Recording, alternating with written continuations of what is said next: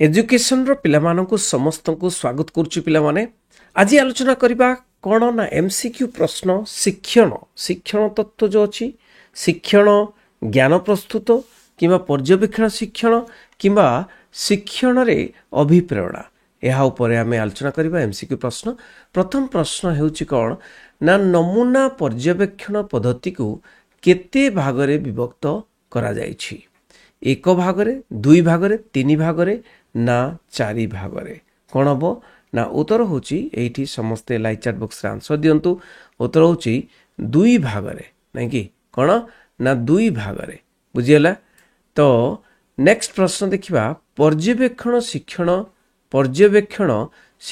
पद्धति नहीं पर्यवेक्षण शिक्षण पद्धति केते मसियारे होइथिला 1960 1961 1962 1963।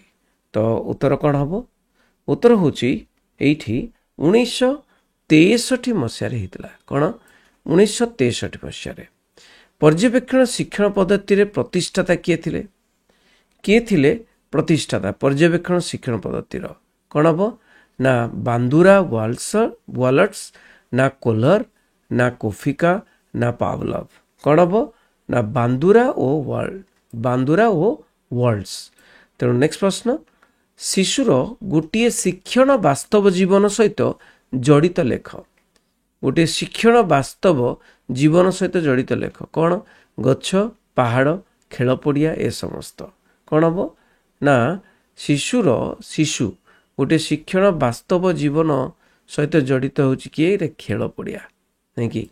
नेक्स्ट प्रश्न काहाको प्रतीकात्मक नमूना कुआ जाए। गल्प कहवा रास्ता घाट गछ मूल ना पहाड़ पर्वत क्या कुआ जाए ना गल्प कहवा को कौन कुआ जाए प्रतीकात्मक नमूना कुआ जाए। नेक्स्ट प्रश्न देखिबा पिला माने निम्नलिखित गुड़िक मध्यरु केउटी आंत अभिप्रेरणार एक उदाहरण। आंत अभिप्रेरणा दुईटी प्रकार अभिप्रेरणा अछि बाह्य अभिप्रेरणा और अंत अभिप्रेरणा नहीं कि।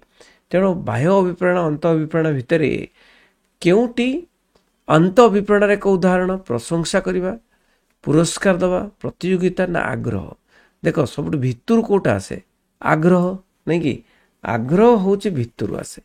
तेणु प्रशंसा बाहर दि जाए पुरस्कार मध्य बाहर प्रतियोगिता मध्य बाहर हुए। तेणु आग्रह होची आंसर। नेक्स्ट प्रश्न निम्नलिखित केउ कारकटी जड़े व्यक्ति कौनसी एक कार्य करिबा पई तांको अभिप्रेरणार मुख्य कारण कौनसी कार्य करिया पई मुख्य कारण कोटा आवश्यकता आग्रह मनोभाव वस्तुर प्रकृति कौन हम उत्तर होची कौन हम आग्रह। निजर जदि आग्रह नाही ताले से पढ़ी पारिबो नाही आग्रह बहुत इंपोर्टेंट। तेणु ये जो अभिप्रेरणा नहीं तेणु पढ़िबा पाई किमा गोटे काम करिबा पाई मुख्य कारण होची आग्रह। मोभर शब्दर अर्थ कौन गतिशील उत्तेजना आवेग ना वृद्धि कौन हम गतिशील होची मोभर शब्दर अर्थ बुझिला। जो अभ्यंतरीण चाप द्वारा व्यक्ति कौनसी कार्य करिबा पाई बद्धपरिकर हुए अथवा प्रणोदित होता है ताकू कौन कुआ जाए शिक्षण वृद्धि अभिप्रेरणा एगुड़िक मध्यरु केउटी नुहे। तो उत्तर कौन हम ना अभिप्रेरणा बुझी। ताले अभिप्रेरणा कौन जो अभ्यंतरीण चाप द्वारा व्यक्ति कौनसी कार्य करिया पई बद्धपरिकर हुए सेटा होची अभिप्रेरणा। कौनसी बाह्य उद्दीपक जदि शिशुठारे शिक्षण प्रति अभिप्रेरणा सृष्टि करे तेबे ता केउ प्रकार अभिप्रेरणा नहीं कि बाह्य अभिप्रेरणा अंत अभिप्रेरणा उभय अभिप्रेरणा एगुड़िक मध्यरु केउटी नुहे।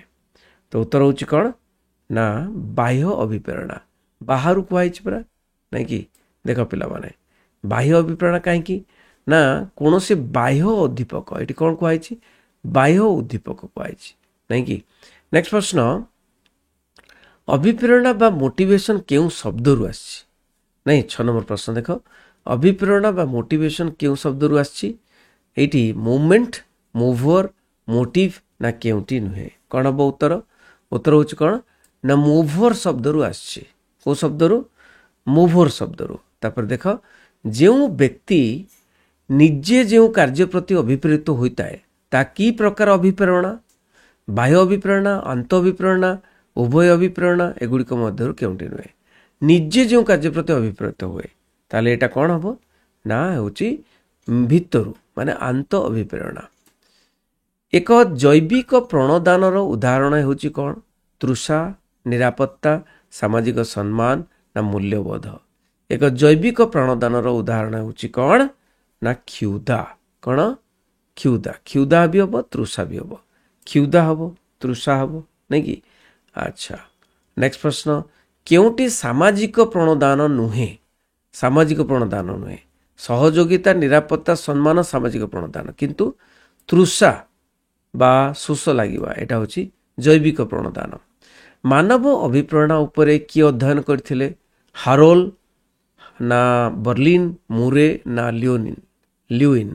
କ'ଣ ନା ଉତ୍ତର ହେଉଛି ଲ୍ୟୁଇନ୍ ବା ଲ୍ୟୁଇନ୍ କ'ଣ କରିଥିଲେ? ସେ ଅଧ୍ୟୟନ କରିଥିଲେ। ଯାହା ବ୍ୟକ୍ତିକୁ ଶିକ୍ଷଣ ନିମିତ୍ତ ପ୍ରେରଣା ଦେଇଥାଏ ତାହା ହେଉଛି କ'ଣ? ଅଭିବୃଦ୍ଧି, ପ୍ରାଣୋଦାନ, ଅଭିପ୍ରେରଣା, ଅଭିଳାଷ। କ'ଣ ଉତ୍ତର? ନା ଉତ୍ତର ହେଉଛି ଅଭିପ୍ରେରଣା। ସେଇଟା ହେଉଛି କ'ଣ? ଅଭିପ୍ରେରଣା।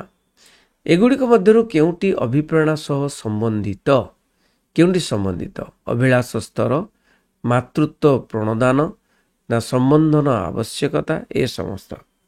କ'ଣ ହେବ ନା ଏ ସମସ୍ତ ହେଉଛି ଅଭିପ୍ରେରଣା ସହିତ ସମ୍ବନ୍ଧିତ, ନାଇଁ କି? ନେକ୍ସଟ କିଛି ମାନେ ତୁମର ରେଖାଙ୍କିତ ଶବ୍ଦକୁ ନ ବଦଳାଇ ଏ ପ୍ରଶ୍ନ ଗୁଡ଼ିକ ଉତ୍ତର ଦେଖିବା। ବହୁତ ବଢ଼ିଆ ପ୍ରଶ୍ନ ପିଲାମାନେ। ପ୍ରଥମ ପ୍ରଶ୍ନ, ପୁରସ୍କାର ଶିକ୍ଷଣ ବୃଦ୍ଧି କରିଥାଏ। କ'ଣ ହେବ ନା ପରିପକ୍ୱତା ଶିକ୍ଷଣ ବୃଦ୍ଧି କରିଥାଏ। ନେକ୍ସଟ ପ୍ରଶ୍ନ, ଶିକ୍ଷାରେ ପ୍ରଗତିଶୀଳ ଆଚରଣ ଗ୍ରହଣ ପ୍ରକ୍ରିୟା ହିଁ ଶିକ୍ଷଣ। ଏହି ଉକ୍ତିକୁ କିଙ୍ଗସ୍ଲେ ଏବଂ ଗାରେ କହିଥିଲେ। କିଏ କହିଥିଲେ? ନା ସ୍କିନର କହିଥିଲେ। ପରିପକ୍ୱତା ବିଭିନ୍ନ ଉପାଦାନ ଦ୍ୱାରା ସଂଗଠିତ ହୋଇଥାଏ। କ'ଣ ନା ପରିପକ୍ୱତା ଆପେ ଆପେ ସଂଗଠିତ ହୋଇଥାଏ। ଶିକ୍ଷଣ ସଦାସର୍ବଦା ସୀମାବଦ୍ଧ। କ'ଣ ହେବ? ଶିକ୍ଷଣ ସଦାସର୍ବଦା ଲକ୍ଷ୍ୟ ଭିତ୍ତିକ। ଶିକ୍ଷଣର ମୂଳଦୁଆ ଧାରଣା ଶିକ୍ଷଣ ଅଟେ। କ'ଣ ହେବ? ଶିକ୍ଷଣର ମୂଳଦୁଆ କ'ଣ? ସହଯୋଗୀ ଶିକ୍ଷଣ ଅଟେ। ଅଭିପ୍ରେରଣାର ଇଂରାଜୀ ଅର୍ଥ ସିଲେକ୍ସନ୍। କ'ଣ ହେବ? ଅଭିପ୍ରେରଣାର ଇଂରାଜୀ ଅର୍ଥ ହେଉଛି ମୋଟିଭେସନ୍। ମୋଟିଭେସନ୍ ମୋଟର ଶବ୍ଦରୁ ଆନିତ। କ'ଣ ହେବ ନା ଲାଟିନ୍ ଶବ୍ଦ ମୋଭରରୁ ଆନିତ। ମୋଭର ଶବ୍ଦର ଅର୍ଥ ପ୍ରଗତି। ମୋଭର ଶବ୍ଦର ଅର୍ଥ କ'ଣ ନା ଜାତି ବା କ୍ରିୟା। ଗତି, ଜାତି ନାହିଁ ରେ, ଏଇଟା ଗତି, ଗତି ବା କ୍ରିୟା। ଗତିଶୀଳ ବ୍ୟବହାର ହିଁ କ'ଣ ହେଲା? ଗତିଶୀଳ ବ୍ୟବହାର ହିଁ ଅଭିପ୍ରେରଣା, ଏକଥା ରୁସୋ କହିଥିଲେ। ଗତିଶୀଳ ବ୍ୟବହାର ହିଁ ଅଭିପ୍ରେରଣା, ଏକଥା ୱାର୍ଡସୱାର୍ଥ କହିଥିଲେ। ତାପରେ ଦେଖିବା, ପ୍ରାଣୀ ଶିକ୍ଷଣ କରିବାକୁ ନିଶ୍ଚିନ୍ତ ଅଭିପ୍ରେରିତ ହୋଇଥାଏ। ଏହା ଗୋପବନ୍ଧୁଙ୍କ ଉକ୍ତି, ଏହା ମ୍ୟାକମିନେଲଙ୍କର ଉକ୍ତି। ଅଭିପ୍ରେରଣା ହେଉଛି ଶକ୍ତି ଗୁଡ଼ିକର ଏକ ମିଶ୍ରଣ ଯାହାକି ବ୍ୟବହାରକୁ ଚାଲୁ ରଖେ ଏବଂ ବହନ କରେ। ଏକଥା ମହାତ୍ମା ଗାନ୍ଧୀ କହିଥିଲେ। କିଏ କହିଥିଲେ? ଲିଣ୍ଡୋ କହିଥିଲେ। ପ୍ରକୃତି ଦୃଷ୍ଟିରୁ ଗୋଟିଏ ଅଭିପ୍ରେରଣା ହେଲା ବାହ୍ୟ ଅଭିପ୍ରେରଣା। କ'ଣ ହେବ ନା ପ୍ରକୃତି ଦୃଷ୍ଟିରୁ ଗୋଟିଏ ଅଭିପ୍ରେରଣା ହେଲା ଆଭ୍ୟନ୍ତରୀଣ ଅଭିପ୍ରେରଣା। ଅଭିପ୍ରେରଣାର ଗୋଟିଏ ଦିଗ ହେଲା ଅହିଂସା। କ'ଣ ହେବ? ଅଭିପ୍ରେରଣାର ଗୋଟିଏ ଦିଗ ହେଲା ପ୍ରଣୋଦାନ। ଲକ୍ଷ୍ୟ ବିଷୟରେ ଜ୍ଞାନ ହେଉଛି ଶିକ୍ଷଣର ଏକ କୌଶଳ। କ'ଣ ହେବ? ଲକ୍ଷ୍ୟ ବିଷୟରେ ଜ୍ଞାନ ହେଉଛି ଶିକ୍ଷଣର ଏକ ଅଭିପ୍ରେରଣା। ବାହ୍ୟ ଅଭିପ୍ରେରଣା ହେଉଛି ଶିକ୍ଷଣର ଏକ ପ୍ରକାର ଭେଦ। ବାହ୍ୟ ଅଭିପ୍ରେରଣା ହେଉଛି ଶିକ୍ଷଣର ଏକ ଅଭିପ୍ରେରଣା। ଅଭିପ୍ରେରଣା ସର୍ବଦା ଶିକ୍ଷଣ ବିକାଶରେ ସହାୟକ ହୋଇଥାଏ। ଏହା ଶିକ୍ଷଣର ଏକ ପ୍ରକୃତି। ଅଭିପ୍ରେରଣାର କ'ଣ? ଅଭିପ୍ରେରଣା ସର୍ବଦା ଶିକ୍ଷଣ ବିକାଶରେ ସହାୟକ ହୋଇଥାଏ। ଏହା ଅଭିପ୍ରେରଣାର ଏକ ପ୍ରକୃତି। ତ ପିଲାମାନେ, ଏଇଠି ଆମେ ଆଲୋଚନା କଲେ ବହୁତ ଗୁଡ଼ିଏ ପ୍ରଶ୍ନ। ସମସ୍ତଙ୍କୁ ସେୟାର କରିବ, ସାଙ୍ଗମାନଙ୍କୁ ଆଣିକି ଯୋଡ଼ିବ। ବନ୍ଦେ ଉତ୍କଳ ଜନନୀ।